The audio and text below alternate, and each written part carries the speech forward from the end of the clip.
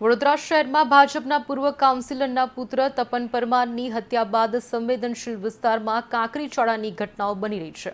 વડોદરા શહેરના રાવપુરા વિસ્તારના જોગી વિઠ્ઠલદાસની પોળમાં આજે સતત બીજા દિવસે કાચની બોટલો ફેંકતા વિસ્તારમાં ઉત્તેજના પ્રસરી હતી।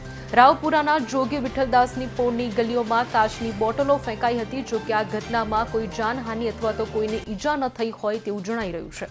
ઘટનાની જાણ થતાં જ પોલીસ કાફલો હેલ્મેટ પહેરીને વિસ્તારમાં પહોંચી ગઈ હતી। ઉલ્લેખનીય છે કે ગઈકાલે પણ અહીં બોટલો અને પથ્થરમારો ફેંકવામાં આવ્યો હતો।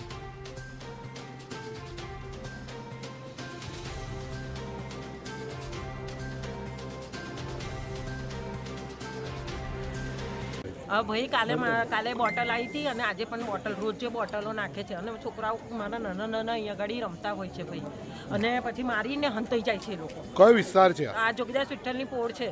જોગીદાસ વિઠ્ઠલની પોળ રાવપુરા છે। કેટલા વાગે બનાવ બન્યો? હા, આ હમણાં 8 વાગે જ બન્યો અને કાલે પણ આ જ ટાઈમે બન્યો હતો।